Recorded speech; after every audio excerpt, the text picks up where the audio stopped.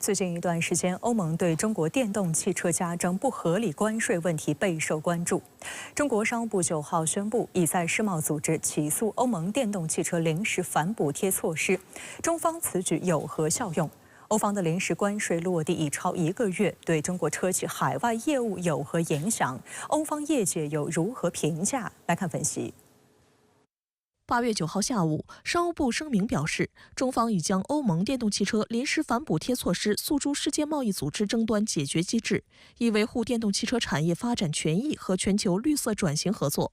中方强调，欧盟出裁中的认定缺乏事实和法律基础，严重违反世贸组织规则，损害全球应对气候变化合作大局，敦促欧盟立即纠正错误做法，共同维护中欧经贸合作和电动汽车产业链供应链稳定。值得注意的是，欧委会在这一问题上态度强硬，宣称还将继续进行调查。事件的起因是上月4号，欧委会发布公告称，在对中国电动汽车进行为期9个月的反补贴调查后，欧委会决定对来自中国的电动汽车额外征收临时反补贴税，税率17.4%至37.6%不等。这一临时关税最长持续4个月。在此期间，欧盟成员国将投票决定是否将其转为5年的正式关税。6月22号，商务部部长王文涛应约与欧盟委员会执行副主席兼贸易委员东布罗夫斯基斯举行视频会谈时，就提出中方保留向世贸组织争端解决机制提起诉讼的权利。观察指出，中方最终决定行使这一权利，显示中欧双方就汽车关税磋商的复杂性和高难度。我们把它上诉至 WTO， 说明中欧之间呢，最近1个月就这个问题展开的这个谈判和磋商，目前看来还是不大顺利的。但是呢，我们仍然希望是通过用法律手段呢来解决问题，而不是仓促的动用一个报复性的加税来进行反击。深圳卫视注意到，中方这次在世贸组织起诉欧盟的理由是欧方做法损害全球应对气候变化大局，属于损人不利己之举。实际上，自20世纪90年代中期以来，中欧多次合作，致力于推动双边以及多边性应对气候变化与国际绿色能源转型，是全球气候能源善治中的关键性助推力量。从2020年起，双方还建立中欧环境与气候高层对话。今年6月，欧盟中国商会发布的报告指出，中国已经成为全球绿色经济的重要力量，中欧合作对全球绿色转型意义重大。不少奥地利汽车经销商近日表示，欧方决定对中国电动汽车加征关税，引发了一个特殊现象。该国消费者近期对中国电动汽车的兴趣迅速增加，一些意向购车人士还表示希望快速获得车辆。中方多次强调，中欧没有根本利益冲突，也没有地缘战略矛盾，双方市场优势互补明显。数据显示，中国和欧盟互为第2大贸易伙伴，平均每分钟贸易往来近150万美元。欧洲是全球最大的豪华汽车产地，而中国是全球最大的豪华汽车市场，约占全球销量的1/3。这一数据也在许多欧洲大车商的销售数字上体现。例如，去年德国大众集团在华销售就占其全球销量的1/3以上，宝马和奔驰公司的情况也大致相同。因此，欧方对华加征关税，首先就遭到德国反对。该国交通部长维辛就曾不止一次向欧盟抗议，认为加税引发的贸易战不但不能保护欧洲产业的发展，反而会伤及德国企业。不止汽车产业，欧盟统计局的数据显示，去年欧盟对华乳制品出口额达18.2亿美元。值得一提的是，空客公司的最大客户也是中国，而且由于中国航空公司下单数量巨大，该公司超过美国波音，连续4年蝉联全球最大飞机制造商。今年6月，还传出空客正就超过100架 A330neo 飞机对华出口进行谈判。外界注意到，在欧委会6月披露对中国电动汽车反补贴调查的出裁结果后，中国商务部随即宣布对原产于欧盟的进口相关猪肉及猪副产品进行反倾销立案调查。7月又增加了白兰地，并就欧盟对中国企业采取的贸易投资壁垒做法进行调查，主要涉及铁路机车、光伏、风电、安检设备等。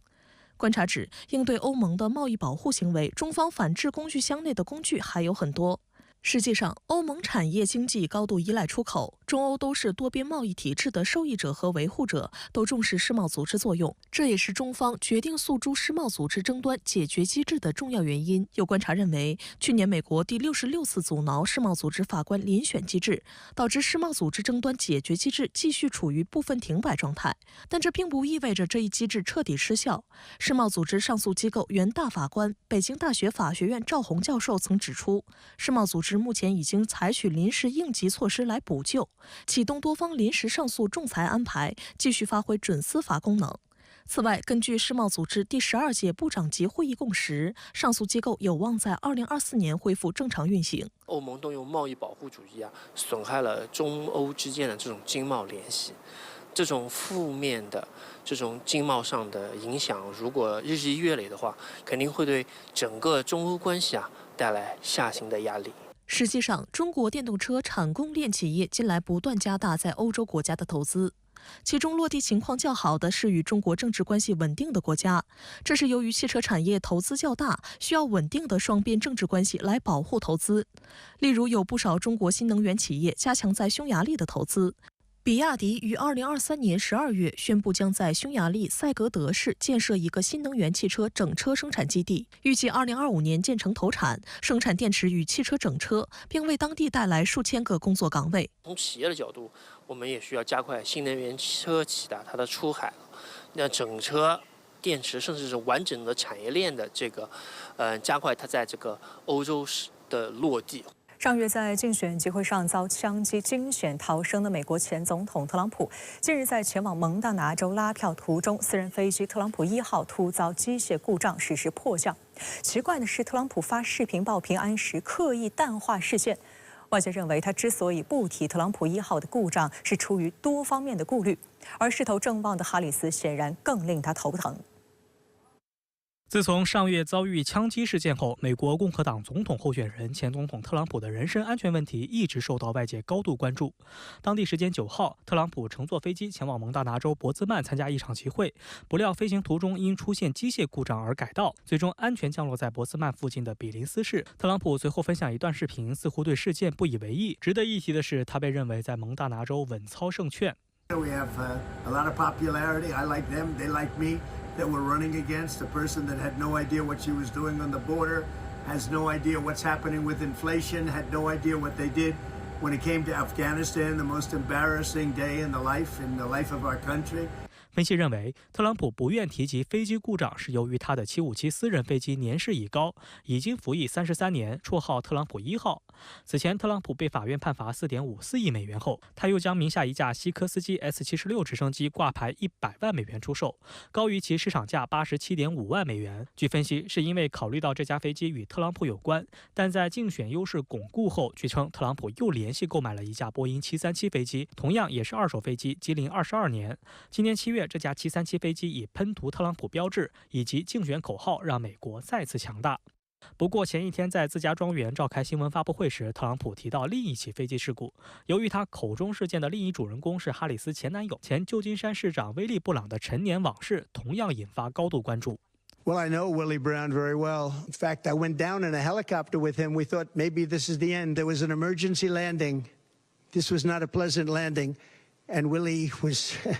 he was a little concerned. 特朗普还吹嘘在飞机上威利跟他讲过一些有关哈里斯的可怕事情，但是今年已经90岁的威利·布朗马上出来辟谣，称自己这辈子从来就没有和特朗普一起坐过直升飞机，也根本不想和他共处一架飞机。经媒体挖掘，特朗普大概率把威利·布朗和前加州州长杰里·布朗搞混了。除了满嘴跑火车对哈里斯发起攻击之外，深圳卫视注意到，在蒙大拿州的集会上，特朗普团队采用了一种新策略。在进行约40分钟的演讲后，特朗普中断了他一贯的长篇大论，播放了2段哈里斯过去言论的视频集锦。分析人士认为，特朗普的竞选团队希望通过这些视频将哈里斯描绘成过于自由且无能的人。第一段视频引用了哈里斯2020年总统竞选期间发表的言论，当时他的立场较为激进。第二个视频则是特朗普竞选团队用来嘲讽他的演讲风格和侮辱他智商的采访和演讲，其中一段是讽刺哈里斯对云储存误解的视频。So you're now no longer are you necessarily keeping those private files in some file cabinet that's locked in the basement of the house.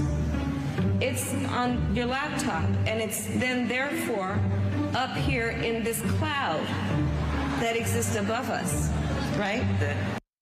深圳卫视注意到，视频中出现的关键词“绿色新政”和“非法移民”正是特朗普近期用来攻击哈里斯的突破点。在2020年竞选期间，哈里斯提出一项比拜登更加激进、耗资高达10万亿美元的气候计划，致力于让美国在2045年成为清洁能源经济体。措施包括2030年前所有新售的公交车、重型车辆和车队实现零排放；2035年前所有的车辆实现零排放；2030年所有新建的建筑实现碳中和，以及2030年电网实现碳中和。然而，4年过去，拜登政府在应对气候变化和能源转型方面的工作远远没有达到预期。外界预计，在2024年的总统选举中，与页岩气开采产业息息相关的水力压力技术可能成为双方争论的焦点。支持绿色能源的哈里斯曾明确表示支持禁止这一技术，但页岩气开采有利于摇摆州宾夕法尼亚州的经济，而特朗普的搭档万斯也来自同样支持化石燃料的俄亥俄州。此外，特朗普还利用全球股市暴跌和加沙冲突这2场不断演变的危机，对哈里斯展开攻击。他在社交媒体上抨击这场股市暴跌为哈里斯崩盘，并警告说第3次世界大战正在召唤他。8月5号的拉斯姆森民调显示，只有不到1/4的选民认为哈里斯在经济方面会比拜登做得更好，而由于过去几年的高通胀，拜登的经济政策被认为是不成功的。而哈里斯则展现出我正在积极工作的状态来回应特朗普的攻击。在亚利桑那州格伦戴尔，面对大约15000多名观众，哈里斯呼吁加沙停火并释放被扣押人员，以此回应本周早些时候在底特律的一次集会上因加沙局势被抗议者打断演讲。 Now is the time, and the president and I are working around the clock every day to get that ceasefire deal done and bring the hostages home. 无论是在经济方面，无论是在国际的声望方面，也就是说现在民主党拜登他执政期间的这些民主党的一些问题，那么对于哈里斯来说呢，他都必须传承下来，那么对他来说呢，会造成一些很大的挑战。那么在美国来说呢，以白人为主体的安格鲁萨克逊的这种民族呢，对于这些有色人种和女性来看呢，相对来说他们带有一种排斥的这种态度，所以对于美国民众来看呢，对他肯定会不一定信任。所以我想美国的这些特定的这种白人为主体的社会环境，可能对哈里斯的这种左倾的这个观点会持一种批评的态度，这样可能会造成他的一些挑战。自从哈里斯接棒拜登成为总统候选人以来，民主党人对他的关注度、资金支持和热情不断高涨，甚至令特朗普团队感到不安。但北京外国语大学学者陈征认为，哈里斯的仓促接棒可能面临较大风险。民主党长期的竞选策略集中在打造反特朗普联盟，哈里斯也继承了这一策略，但这显然将进一步导致社会撕裂。美国智库机构布鲁金斯学会分析，美国进入了不可持续的两极分化。研究人员认为，几乎没有迹象表明美国过去10来年的经济分化趋势即将逆转。相反，当前的经济趋势加剧了两党之间的分歧。因此，至少在可预见的未来，这个国家似乎注定要与极端的经济、区域和政治分化做斗争。